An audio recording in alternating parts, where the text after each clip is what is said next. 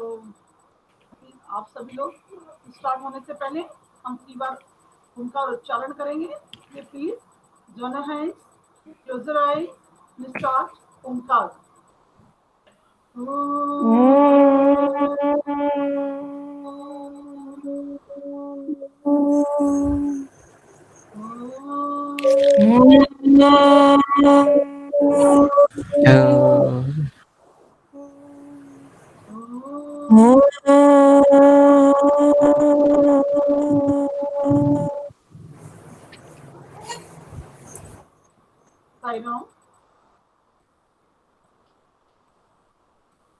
आप लोग शायद ध्यान से इंस्ट्रक्शन को सुनते नहीं है। मैंने बोला था कि ओंकार के समय आप लोग ओंकार करेंगे, लेकिन आपका ऑडियो नहीं होगा ना, म्यूट रहेगा ऑडियो, क्योंकि आप लोग शायद ध्यान से सुनते नहीं है। चलिए, हम ज्यादा समय नहीं करेंगे, क्योंकि कारण ये है कि मैं चाहती हूँ आज आपका ये कंप्लीट हो जाए। नेक्स्ट उससे एक लेसन लेना शुरू करेंगे। मैं स्क्रीन प्रेजेंट कर रही हूँ। Okay,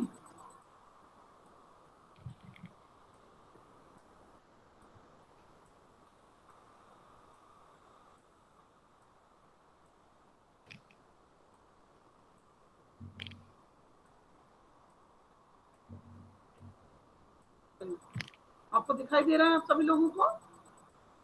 yes ma'am. Yes ma'am. Okay, चलिए।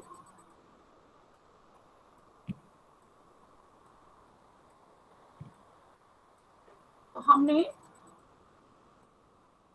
संज्ञा और सर्वनाम को हमने पढ़ लिया था। सर्वनाम की भी आज हम जो पढ़ेंगे वो है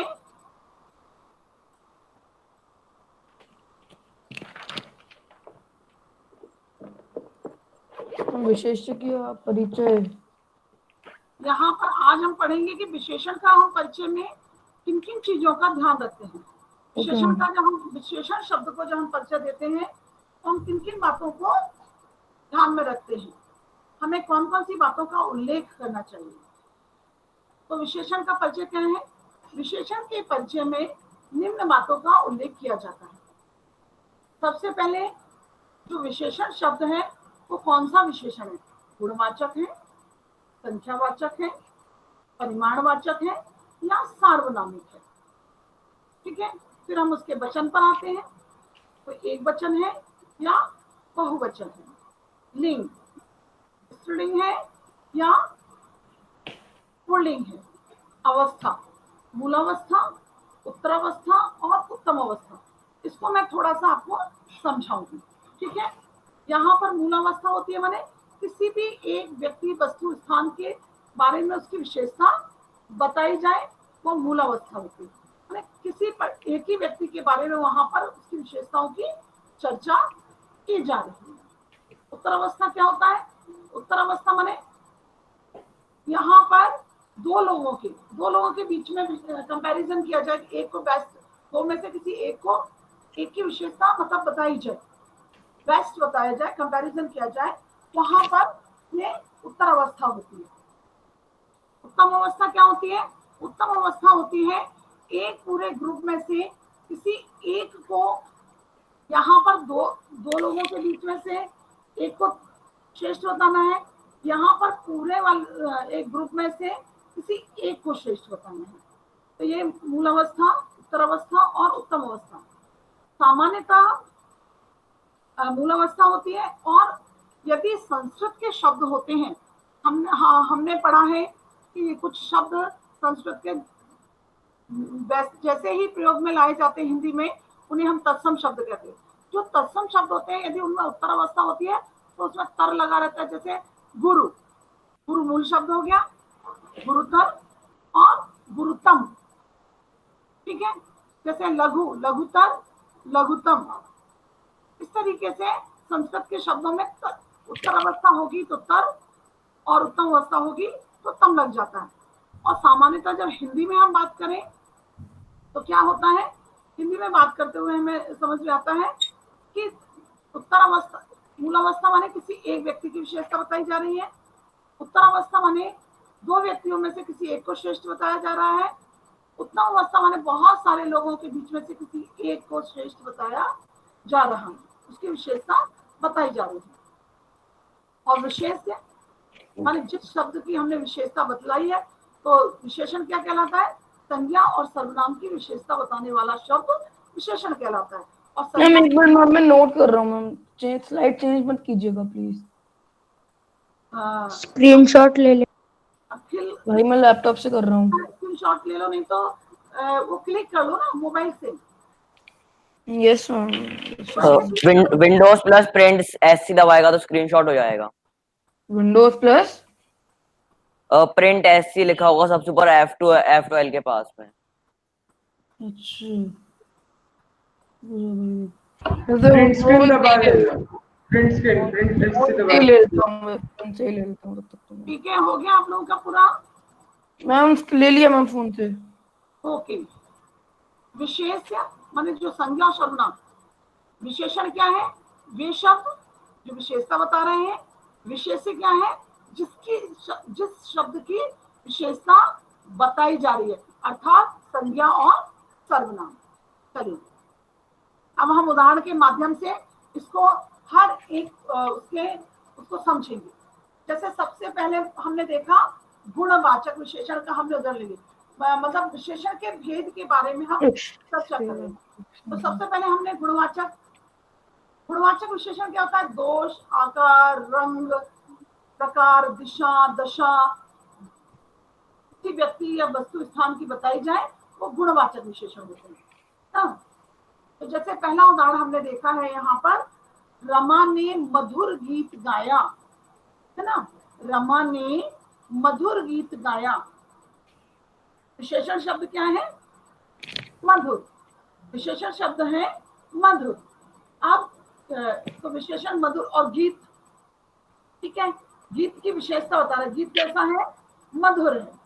तो देखिए, और पहचानने के लिए हम आपको बता देते हैं कि विशेषणों को कैसे पहचानेंगे, कि वो गुणवाचक है, कि परिमाणवाचक है, कि संख्यावाचक है, कि मैम आवाज सही से नहीं आ रही।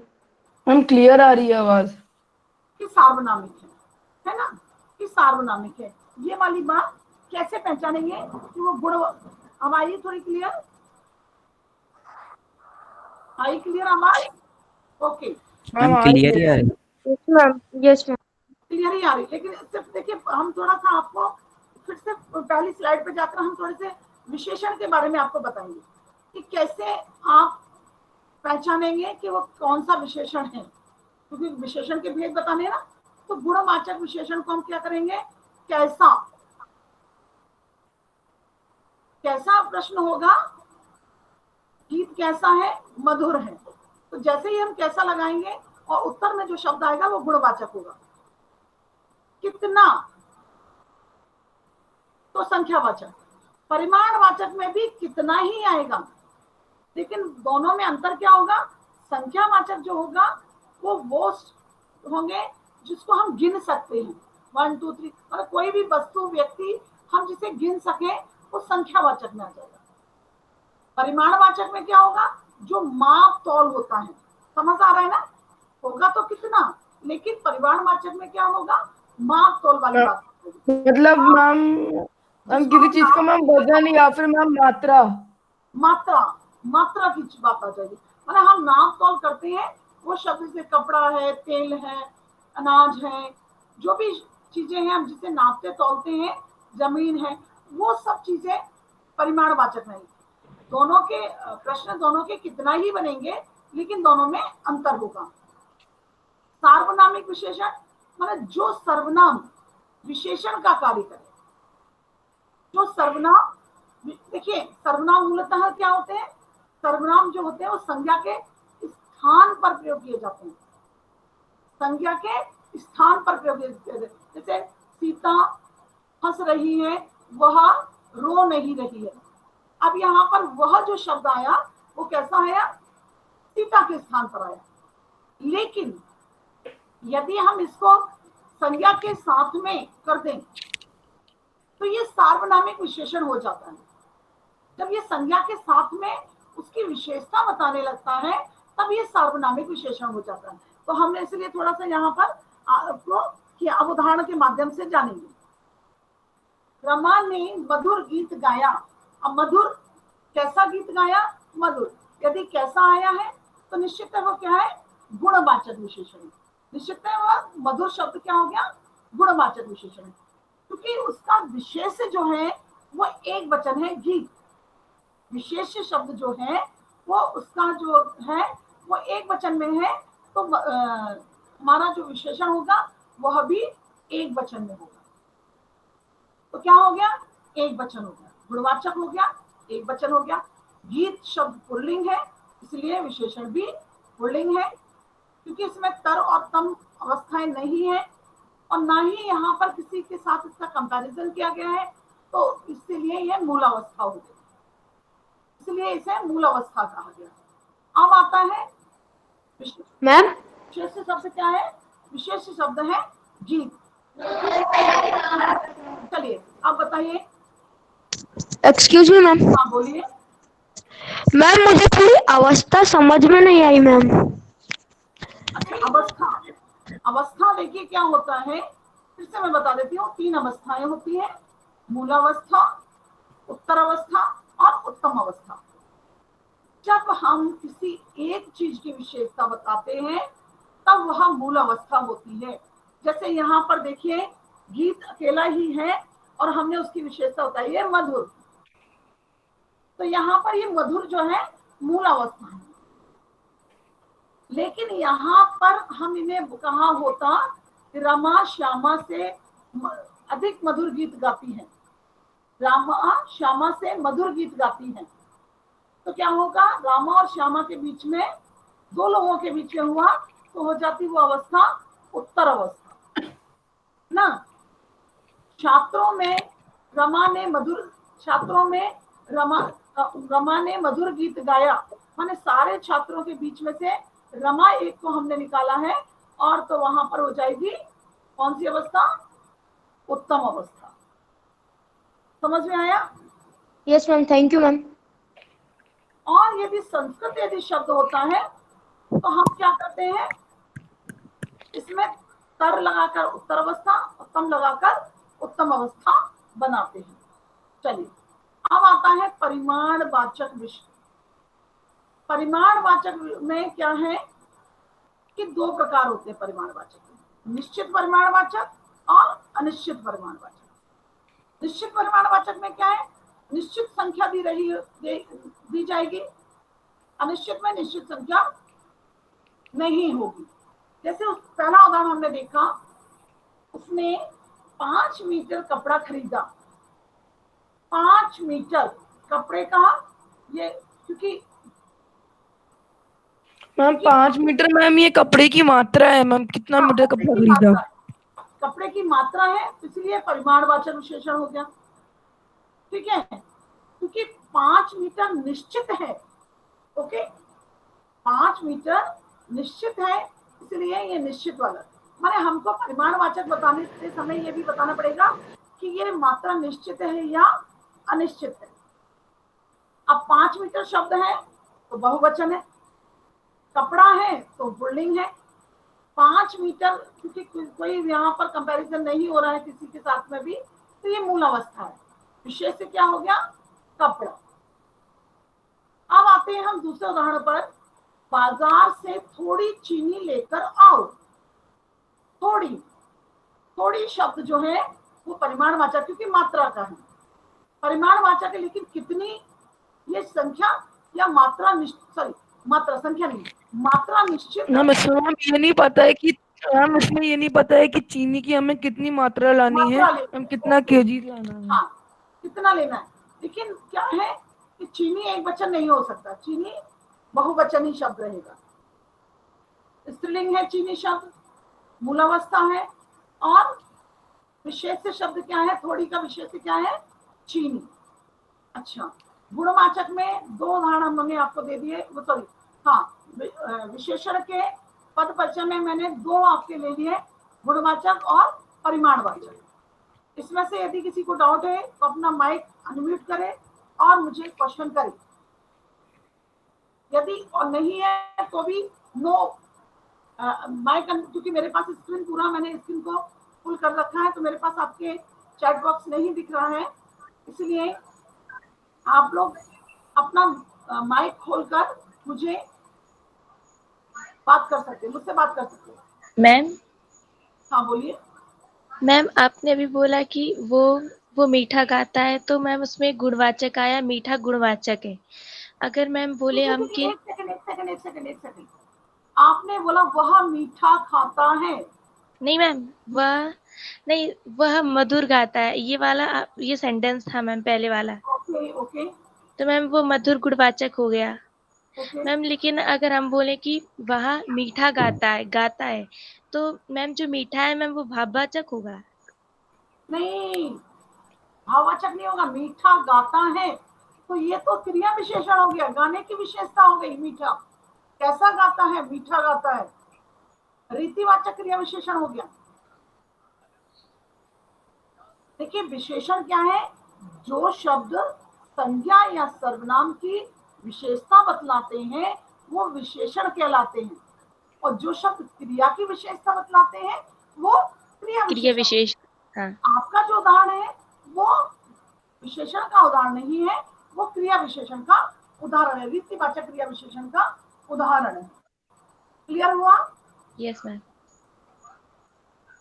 जैसे अच्छा, जैसे आपका एक उदाहरण मीठा शब्द लेना चाहते हैं आप, तो जैसे हम कह सकते हैं लड्डू मीठा है। ठीक है, लड्डू मीठा है माने स्वाद, तो ये गुणवाचक हो गए। रंग, गंध, स्वाद, आकार, दिशा, दशा, गुण, दोष, ये सब गुणवाचक विशेषण होते हैं, ये सब गुणवाचक होते हैं, ये सब गुणवाचक होते हैं, है ना? समझ आ गया? अभी भी किसी को डाउट है तो प्लीज यस मैम। अपना खोलो, और नहीं नो है मैम। मैं एक मतलब 15 सेकंड्स वेट करूंगी और फिर उसके बाद आगे बढ़ जाऊंगी। इन दोनों उदाहरणों में कोई भी आपको डाउट है क्या? No ma'am. Okay no ma'am. Okay, चलिए नो मैम। अगले उदाहरण की तरफ हम बढ़ेंगे, इसकी तरफ। अब आता है सार्वनामिक विशेषण। सार्वनामिक विशेषण को हमने बताया था ना, सर्वनाम क्या है? संज्ञा के स्थान पर प्रयुक्त होते हैं, और सार्वनामिक वो सर्वनाम विशेषण कब बन जाते हैं? जब वह संज्ञा के साथ में प्रयुक्त हो जाते हैं। जब वह संज्ञा के साथ में प्रयुक्त होकर संज्ञा की विशेषता बताते हैं, तब वह सार्वनामिक विशेषण हो जाते हैं। जैसे यह पुस्तक मेरी है, ठीक है ना? अभी मैं इन दोनों उदाहरणों के माध्यम से थोड़ा सा चेंज करके आपको इसी उदाहरण को मैं ये भी बताऊंगी कि ये संकेतवाचक विशेषण सर्वनाम कैसे बने, है ना? वो भी बताऊंगी मैं। यह पुस्तक मेरी है, अब देखिए पुस्तक के साथ में आया है यह, तो यह सर्वनाम नहीं है, पुस्तक के स्थान पर प्रयुक्त नहीं हुआ है, पुस्तक की विशेषता बता रहा है, तो यह हो गया सार्वनामिक विशेषण। क्योंकि पुस्तक एक है, एक वचन हो गया, पुस्तक स्त्रीलिंग है तो विशेषण भी स्त्रीलिंग हो गया। अब यह शब्द किसकी विशेषता बता रहा है? पुस्तक की, तो विशेष शब्द हो गया पुस्तक। अच्छा, जब इसी उसको मैं बदल देती, मेरी पुस्तक यह है, मेरी पुस्तक यह है, तो यह संकेतवाचक सर्वनाम हो जाता। जहां पर मैंने आप लोगों को बताया था दूर और पास के लिए, दूर और पास के लिए वह वस्तु या यह वह दूर और पास के लिए आप प्रयोग करते हैं, तो ये उदाहरण बदल, यदि थोड़ा सा इसको हम चेंज करेंगे तो ये उदाहरण सर्वनाम में भी बदल जाता है। परंतु अभी क्या है, यह शब्द जो है पुस्तक की विशेषता बता रहा है, इसीलिए यहाँ पर यह सार्वनामिक विशेषण है, एक वचन है, स्त्रीलिंग है, विशेष शब्द इसका पुस्तक है। अब मैं आपको थोड़ा सा फिर से एक बार बता देती हूँ कि जब भी हम इसका लिंग और वचन बताते हैं विशेषण का, तो लिंग और वचन हम कहाँ से बताते हैं विशेषण का? क्योंकि विशेषण शब्द पुल्लिंग में भी वही प्रयुक्त हुए हैं और स्त्रीलिंग में भी वही प्रयोग हो रहे हैं, है ना। तो क्या होगा, हम कैसे पहचानेंगे, विशेष शब्द से, माने संज्ञा या सर्वनाम से हम पहचान लेंगे कि वह पुल्लिंग है या स्त्रीलिंग है, एक वचन है या बहुवचन है। हो गया, ये हो गया सार्वनामिक विशेषण। ओके, चलिए अगला उदाहरण आपका है संख्यावाचक विशेषण। संख्यावाचक विशेषण में, संख्यावाचक विशेषण में क्या होता है, इसमें भी निश्चित और अनिश्चित दो प्रकार के होते हैं। जैसे पहला उदाहरण है, 40 छात्रों ने सही उत्तर दिए। 40 छात्रों ने सही उत्तर दिए। 40 संख्या है और निश्चित है, क्योंकि छात्र बहुत सारे हैं तो बहुवचन है, छात्र पुल्लिंग है और इसका विशेष शब्द है छात्रों। अब है, कुछ लड़कियां बगीचे में खेल रही थी। कुछ, क्योंकि लड़कियां काउंट की जा सकती हैं, संख्या है, तो कुछ शब्द संख्यावाचक हो गया। लेकिन कितने हैं ये अनिश्चित है, लड़कियां बहुवचन है, स्त्रीलिंग है और विशेष शब्द है लड़कियां। हाँ, अब बताइए विशेषण में, विशेषण का पद परिचय में आप लोगों को कोई डाउट है क्या? बोलिए। No ma'am. No ma'am. चलिए अब हम आते हैं। मैम, हाँ बोलिए। एक्सक्यूज मी मैम, ये साहिल मैम उल्टी सीधे मैसेजेस भेज रहा है मैम चैट बॉक्स में। कौन? मैम साहिल, मैम आप चेक कर लिए मैम, उल्टी सीधे okay okay okay okay, messages भेज रहा है। देखती हूँ। तो ये साहिल क्या भेज रहा है, एक मिनट में चेक करती हूँ। क्या बोल रहा है? पर कौन? अखिल माइक ऑफ करो। मैम माइक ऑफ नहीं कर रहा है, मैम माइक ऑफ ही नहीं कर रहा। नहीं, आपको माइक ऑफ तो करना पड़ेगा। हाँ अखिल, जब आपको क्वेश्चन करना है तभी आपको माइक शुरू करना है। मैम लेकिन मैम ये साहिल ने क्यों लिख दिया है मैं क्रिमिनल? मैम ये साहिल ने क्यों लिख दिया फिर? गलत बात अखिल, हमने बोला है ना जब क्वेश्चन करना है तभी आपको वो करना है, ठीक है ना, ऐसे नहीं करना है, ठीक है। ऐसे कोई वो थोड़ी है कि यहाँ पर। चलिए कोई बात नहीं, हम आ जाते हैं अगले उस प्रेजेंटेशन पर। क्रिया का परिचय। अब क्रिया का परिचय देते समय बहुत सारी बातें याद रखनी पड़ती है, ठीक है ना। क्रिया के परिचय में निम्नलिखित बातों का उल्लेख किया जाता है, इसको बहुत ध्यान से समझना है, क्योंकि सबसे पहले क्रिया के ही बहुत सारे भेद हैं। जैसे सकर्मक क्रिया। सकर्मक माने जिसमें कर्म है, वाक्य में कर्म होता है, वो सकर्मक क्रिया कहलाती है। वाक्य में एक कर्म भी हो सकता है और दो कर्म भी हो सकते हैं। अकर्मक क्रिया माने जिस वाक्य में कर्म नहीं है वो अकर्मक क्रिया है। प्रेरणार्थक क्रिया माने खुद स्वयं कार्य ना करके दूसरों को कार्य करने के लिए प्रेरित करते हैं हम। ये भी दो तरीके की होती है। पहली कैसी होती है कि स्वयं काम करके दूसरों को प्रेरित करते हैं, और एक में स्वयं कार्य ना करके दूसरों से ही कार्य करवाते हैं। पूर्वकालिक क्रिया माने एक कार्य के होने के पश्चात दूसरा कार्य होता है, माने एक क्रिया जो क्रिया करे, जैसे खाकर सोकर जाकर, इस तरीके से। संयुक्त क्रिया माने बहुत सारी क्रिया है। अपूर्ण क्रिया माने जिसमें क्रिया पूर्ण नहीं है। हम उदाहरण के माध्यम से इन क्रियाओं के सारे उदाहरण मैंने दिए हैं तो हम जानेंगे। अब आता है पुरुषवाचक। पुरुषवाचक सर्वनाम में क्या होता है, उत्तम पुरुष, मध्यम पुरुष, अन्य पुरुष, इसके बारे में हमें बताना पड़ता है। जब हम बताते हैं ना कि क्रिया का कर्ता ये है, तो वो कर्ता क्या है, पुल्लिंग है वो, तो उसमें क्या होता है, यदि कोई नाम होता है तब तो वो सीधा नाम आ जाता है, लेकिन यहाँ पर कर्ता क्रिया उत्तम पुरुष की है, मध्यम पुरुष की है, अन्य पुरुष की, जैसे आप संस्कृत में पढ़ते हैं स्त्रीलिंग, स्त्रीलिंग या पुल्लिंग, वचन, एक वचन और बहुवचन। इस साथ साथ हमको मूल धातु भी बतानी पड़ती है, जैसे जा, खा, पा, रह, फिर काल, भूतकाल, वर्तमान काल और भविष्य काल। वैसे तो इसमें काल की भी सारे वो बताने पड़ते हैं कि भूतकाल में भी कौन सा भूत है, वर्तमान काल में कौन सा वर्तमान काल है, भविष्य में कौन सा। वर्तमान और भविष्य तो 3 प्रकार है, लेकिन भूतकाल 6 प्रकार से होता है। लेकिन आपको इतना नहीं करना है, 8th में केवल आपको इतना भूतकाल, वर्तमान काल और भविष्य काल, यही काल आपको बताना है। वाच्य, वाच्य में क्रिया कर्ता के अनुसार आई है, क्रिया कर्म के अनुसार आई है, क्रिया भाव के अनुसार आई है।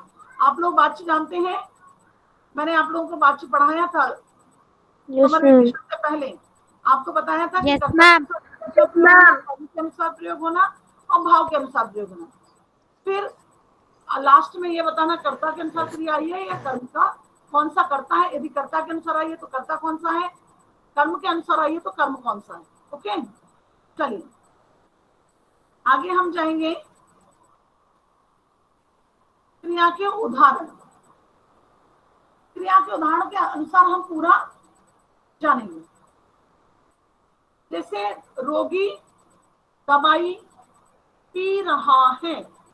ओके, रोगी दवाई पी रहा है, पी रहा है, ये पूरी क्रिया है। तो ये क्रिया क्या है, संयुक्त क्रिया, माने बहुत सारी क्रियाएं, पी रहा है, 3 क्रियाएं हैं, तो यहाँ पर ये संयुक्त क्रिया हो गई। ठीक है, उसके बाद क्या पी रहा है, तो तब में हमें मिल रहा है दवाई, तो सकर्मक हो गया। माने हमें जब वाक्य में कर्म को पहचानना हो, क्या, किसको, इसे, ये शब्द में यदि हमें उत्तर प्राप्त हो जाए तो निश्चितता वो वाक्य का कर्म होता है। यदि हमें ये प्राप्त ना हो कि किसको, क्या, तो हमारा वाक्य अकर्मक हो जाता है। लेकिन हमने जैसे ही लगाया कि रोगी क्या पी रहा है, दवाई पी रहा है, तो हमें समझ में आ गया कि वाक्य में कर्म है, तो ये सकर्मक हो गया। क्योंकि रोगी एक वचन है तो क्रिया भी एक वचन है, रोगी पुल्लिंग है तो क्रिया भी पुल्लिंग है। पी रहा है किसके अनुसार क्रिया आई है, क्योंकि दवाई तो स्त्रीलिंग है और क्रिया पुल्लिंग है, तो क्रिया किसके अनुसार आई है, कर्ता के अनुसार आई है, तो ये कर्तृवाच्य हो गया। पी रहा है माने पूरा कार्य पूरा नहीं हुआ है, तो ये अपूर्ण वर्तमान काल है। अपूर्ण वर्तमान काल माने क्रिया चल रही है अभी, अपूर्ण वर्तमान काल। तो कर्ता शब्द कौन सा है, रोगी, और कर्म क्या है, दवाई। समझ में आया क्या इस उदाहरण को? कोई डाउट हो तो पूछो, कोई डाउट है तो पूछिए, नहीं है तो नो बोलिए। No ma'am. ओके, तो हम ओके, हम अगले पढ़ रहे हैं। बूढ़े से चला नहीं जाता, बूढ़े से चला नहीं जाता, चला नहीं जाता। अब देखिए यहाँ पर कोई भी शब्द हमें नहीं दिख रहा है कि वो कर्म हो, तो ये क्या हो गया, अकर्मक हो गया। ठीक है, अकर्मक हो गया। बूढ़ा शब्द है, क्रिया भी एक वचन है, बूढ़ा पुल्लिंग है। अब देखिए भाववाच्य में क्या होता है, कर्ता चाहे स्त्रीलिंग हो, चाहे पुल्लिंग हो, चाहे एक वचन हो, चाहे बहुवचन हो, लेकिन क्रिया हमेशा भाववाच्य में पुल्लिंग एक वचन ही आती है। जैसे यहाँ पर हम चेंज भी कर देते, बुढ़िया से चला नहीं जाता, ओके, तब भी क्या होता, क्रिया कर्मक एक वचन और स्त्रीलिंग हो जाता, लेकिन क्रिया होती पुल्लिंग एक वचन में ही है। पुल्लिया हमेशा, सॉरी, हमें यहाँ स्त्रीलिंग बोले, यहाँ पर क्रिया पुल्लिंग एक वचन ही आती है जब भाववाच्य होता है, चाहे कर्ता स्त्रीलिंग हो, चाहे कर्ता पुल्लिंग हो, चाहे कर्ता एक वचन हो, चाहे कर्ता बहुवचन हो। ठीक है, भाववाच्य हो गया। चला नहीं जाता वर्तमान काल है, कर्ता कौन है, बूढ़े। अब आ रहा है अगला उदाहरण, माली के द्वारा पौधों को पानी दिया गया, माली के द्वारा पौधों को पानी दिया गया। अब पहले तो हम यहाँ पर देखेंगे क्रिया सकर्मक है या अकर्मक। किसको पानी दिया गया, पौधों को। क्या दिया गया, पानी। तो इसमें एक एक कर्म नहीं है बल्कि 2 कर्म है, पौधे और पानी। दोनों ही कर्म है इसमें। अच्छा, जब दो कर्म होते हैं तो उसमें से हमें देखना पड़ता है कि कौन सा मुख्य कर्म है और कौन सा गौण कर्म है। तो जो सजीव होता है वो गौण कर्म होता है और जो निर्जीव होता है वो मुख्य कर्म होता है। तो यहाँ पर मुख्य कर्म है पानी। तो हमें पहले तो ये समझ में आ गया कि ये जो क्रिया है दिया गया वह सकर्मक है, क्योंकि माली और दिया गया तो एक वचन पुल्लिंग, ये कर्मवाच्य है। माली के द्वारा पौधों को पानी दिया गया, क्या किसको दिया गया? पौधों को। तो पौधों को दिया गया तो ये कर्मवाच्य हो गया। दिया गया सामान्य भूत। कर्ता आप लोग चाहे तो सीधा भूतकाल लिख सकते हैं, सीधा वर्तमान काल लिख सकते हैं, अपूर्ण और सामान्य ये शब्द लिखने की आपको आवश्यकता नहीं है। नहीं समझ में आता, यदि समझ आ जाता है तो ठीक है। कर्ता माली, कर्म, पौधा और पानी। अब इनमें से बताइए कोई उदाहरण आपको नहीं समझ आया हो तो मुझसे पूछिए।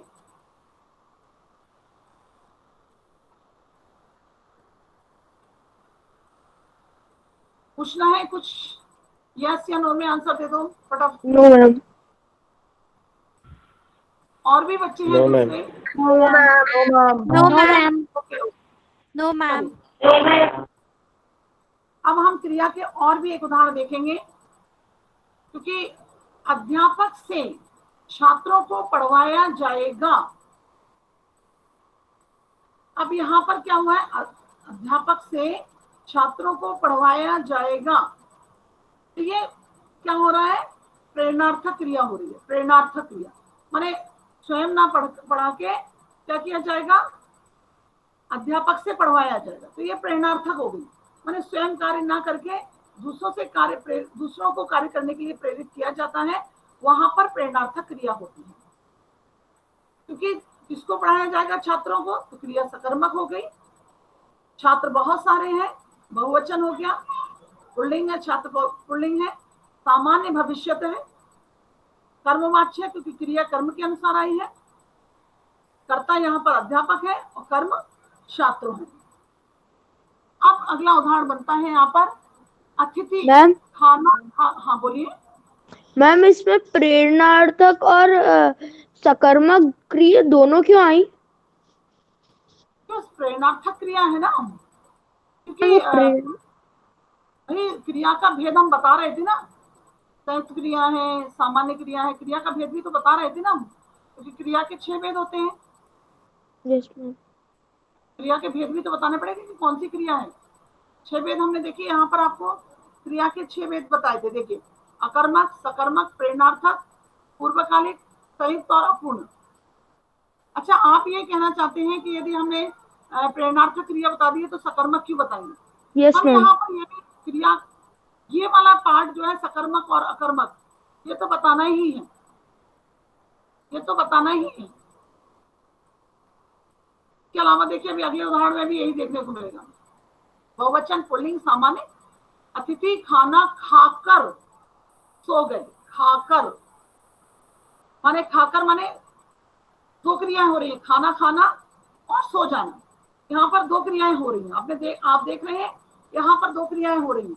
इन दो क्रियाओं में आप देख रहे हैं, एक तो पहली क्रिया क्या हुई? खाना खाया गया, तो खाना खाकर, तो ये पूर्वकालिक क्रिया हुई। पूर्वकालिक माने पहले समय में जो क्रिया हुई। खाना यहाँ पर शब्द है तो सकर्मक है। सो गए शब्द से पता चल रहा है कि वो बहुवचन है। अतिथि पुल्लिंग है। सामान्य भूत है। कर्तृवाच्य माने कर्ता के माने अतिथि के अनुसार यहाँ पर सो गए क्रिया आई है। अतिथि खाना के अनुसार क्रिया नहीं आई है, कर्म के अनुसार क्रिया नहीं आई है। किसके अनुसार क्रिया आई है? अतिथि के अनुसार। तो यह कर्तृवाच्य हो गया। यहाँ पर कर्ता शब्द अतिथि है और कर्म खाना है। चलिए, क्रिया में कोई भी आपको प्रॉब्लम? क्रिया में कोई भी प्रॉब्लम आपको? No ma'am. ओके, चलिए आज हम सोच रहे हैं कि आज हम डिबेट नहीं करते हैं, फटाफट से हम पहले ये कर लेते हैं, इसको फिनिश कर लेते हैं। क्योंकि क्रिया विशेषण में बहुत बड़ा परिचय नहीं दिया जाता है, क्रिया विशेषण के परिचय में निम्नलिखित बातें, क्रिया का भेद बताया जाता है और जिस क्रिया की विशेषता बताई जा रही होती है वो बताया जाता है। क्रिया के 4 भेद होते हैं, रीतिवाचक, क्रिया कैसे हुई, स्थानवाचक, क्रिया कहाँ हुई, कालवाचक, क्रिया कब हुई, परिमाणवाचक, क्रिया कितनी हुई। ये बताना है, भेद बताना है और उसकी क्रिया बतानी कि कौन सी क्रिया का ये बताया गया है। उदाहरण देखिए, चारों के उदाहरण मैंने यहाँ पर दिए गए हैं। जैसे केशव अच्छा लिखता है, कैसा लिखता है, अच्छा, तो कैसा आया, तो रीतिवाचक क्रिया विशेषण हो गया, और लिखता है क्रिया की विशेषता बता रहा है। आ गया समझ में? हमें यहाँ पर कोई चीज बताना है कि ये जो क्रिया विशेषण शब्द है वो कौन सा है और कौन सी क्रिया की विशेषता बता रहा है। तो अच्छा शब्द, अच्छा क्या हो गया, रीतिवाचक क्रिया विशेषण हो गया, और लिखता है क्रिया की विशेषता बता रहा है। इसके बाद आता है स्थानवाचक, वह ऊपर बैठा है, कहाँ बैठा है, ऊपर, तो ये स्थान हो गया। तो स्थानवाचक क्रिया विशेषण, बैठा है क्रिया की विशेषता बता रहा है। मामा जी परसों आएंगे, कब आएंगे, परसों, तो ये कालवाचक हो गया, आएंगे क्रिया की विशेषता बता रहा है। रवि बहुत सोता है, कितना सोता है, बहुत, तो ये परिमाणवाचक क्रिया विशेषण हो गया, सोता है क्रिया की विशेषता बता रहा है। इसके बाद हम देखते हैं समुच्चय बोधक। थोड़ा सा समुच्चय बोधक को समझने का आपको लगेगा, समुच्चय बोधक समझने, जैसे क्रिया समझने में टाइम लगता है वैसे ही समुच्चय बोधक। समुच्चय बोधक के परिचय में निम्न बातों का उल्लेख किया जाता है। सबसे पहले तो समुच्चय बोधक के भेद होते हैं, तो समानाधिकरण है या व्यधिकरण है। समानाधिकरण में क्या होता है, जिन शब्दों, वाक्यांशों अथवा वाक्यों को जोड़ने का कार्य कर रहे हैं, समानाधिकरण क्या होता है, शब्द, वाक्य या वाक्य माने समान रहते हैं। और व्यधिकरण में क्या होता है, व्यधिकरण में एक जो मुख्य होता है और उसके ऊपर दूसरा आश्रित होता है। समानाधिकरण के उदाहरण हैं और, तथा, किंतु, एवं, या, अथवा, अन्यथा, इसलिए ये समानाधिकरण के उदाहरण हैं। व्यधिकरण के यदि, तो, क्योंकि, मानो, अर्थात, ताकि आदि। अच्छा, इसको उदाहरण के माध्यम से और अच्छे से हम समझ पाएंगे। समानाधिकरण के 4 भेद होते हैं, संयोजक, विरोध दर्शक, विकल्पक और परिमाण दर्शक। तो यहाँ पर केवल हमको शब्द पहचानना होता है। कैसे हम इसका परिचय देंगे, तो यहाँ पर हमको केवल शब्द पहचानना होता है कि कौन सा शब्द समुच्चय बोधक शब्द है और वह समानाधिकरण है। वो शब्द के हम उदाहरण के माध्यम से आपको समझाते हैं। सूर्य निकला और अंधकार नष्ट हो गया, तो इसको हमें पहचानने के लिए क्या करना पड़ेगा, हम निकालेंगे और समुच्चय बोधक कौन सा है, समानाधिकरण समुच्चय बोधक, और समानाधिकरण समुच्चय बोधक है। भेद क्या है, संयोजक है। वह परिश्रमी ही नहीं बल्कि ईमानदार भी है। यहाँ पर क्या है, विरोध दर्शक है। तो यहाँ विरोध दिखाया जा रहा है कि केवल परिश्रमी नहीं है बल्कि शब्द है, बल्कि समुच्चय बोधक, समानाधिकरण समुच्चय बोधक है। और इसका भेद क्या है, विरोध दर्शक। विकल्पक क्या है, आप चाय पियेंगे या कॉफी, मतलब चाय और कॉफी में भी विकल्प आ गया। तो यहाँ पर यह जो है, यह समानाधिकरण समुच्चय बोधक है, भेद है विकल्पक। परिमाण दर्शक, मेहनत करो अन्यथा पछताओगे, अन्यथा यहाँ पर समानाधिकरण समुच्चय बोधक है और भेद है इसका परिमाण दर्शक। व्यधिकरण में ये है, हमने बताया था ना, व्यधिकरण में 2 वाक्य होते हैं, वो एक दूसरे के ऊपर आश्रित होते हैं। एक मुख्य होता है और दूसरा उसके ऊपर आश्रित होता है। जैसे उदाहरण के तौर पर कारण बोधक, वह कार्यक्रम में नहीं आ सका क्योंकि उसे बुखार था। यहाँ पर व्यधिकरण समुच्चय बोधक है, क्योंकि शब्द जो है वो व्यधिकरण समुच्चय बोधक है और भेद है उसका कारण बोधक। फिर अगला उदाहरण है, यदि तुम आते तो मैं भी चलता। तो व्यधिकरण समुच्चय बोधक है और भेद है उसका संकेत बोधक। स्वरूप बोधक उसका मुख चंद्रमा जैसा है अर्थात बहुत सुंदर है। अर्थात व्यतिकरण समुच्चय बोधक और भेद है स्वरूप बोधक। वह यहाँ आ रहा है ताकि अपने मित्र से मिल सके। यहाँ पर ताकि शब्द जो है वो व्यधिकरण समुच्चय बोधक है और भेद है उसका उद्देश्य बोधक। चलिए बताइए आप लोग क्या इसमें समझ आ रहा है कि क्या हो रहा है? बोलिए। No reply. साईराम। मैम मुझे विरोध दर्शक समझ नहीं आया। क्या नहीं समझ में आया? मैम विरोध दर्शक। विरोध दर्शक माने दोनों बातें विरोध का प्रकट कर रही हैं। वह परिश्रमी ही नहीं बल्कि ईमानदार भी है। माने ऐसा नहीं है कि अब केवल अकेला परिश्रमी है बल्कि वह ईमानदार भी है। Okay ma'am, thank you. चलिए नेक्स्ट उसमें बढ़ा जाए। इसमें ये संबंध बोधक। संबंध बोधक में भी बहुत सरलता से समझा जा सकता है।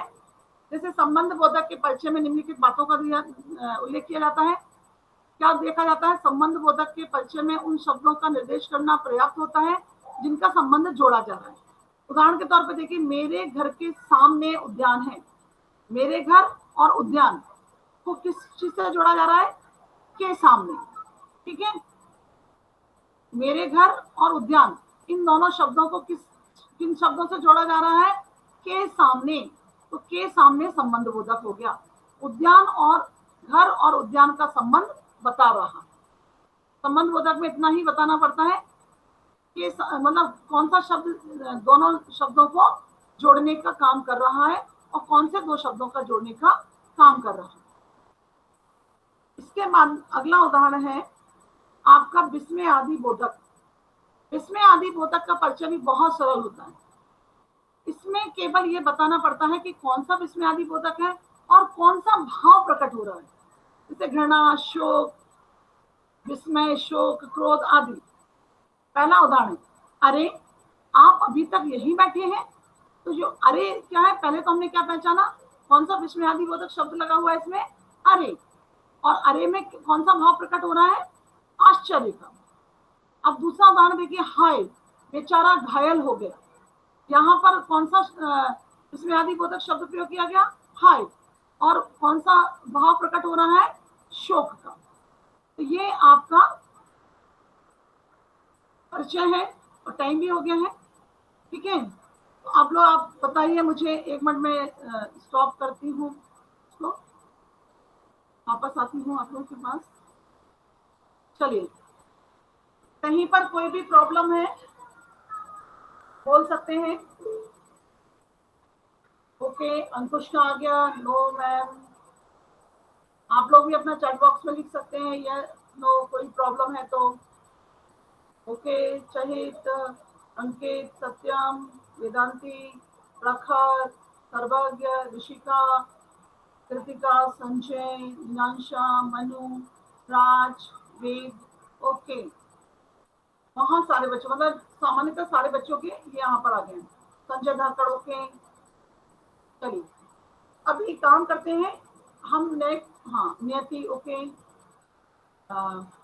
हमारा ये सेशन कंप्लीट हो गया क्योंकि आप लोगों का सेकंड सेशन 3 बजे से शुरू होना है। तो 15 मिनट्स का आप लोग रेस्ट करके या फिर से अपना रिफ्रेश होके तैयार हो जाएं।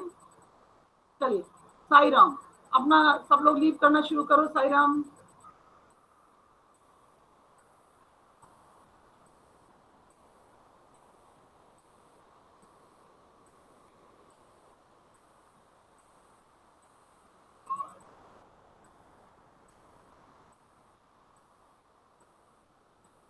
राज एंड संजय धाकड़, अभी दोनों लोगों ने उन्हें ही किया है।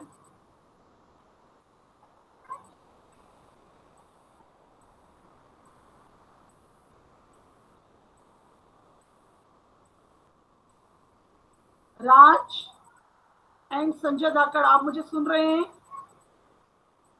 राज, राज वाल्मीकि, आपने अभी तक लीव क्यों नहीं किया? लीव करो मीटिंग को।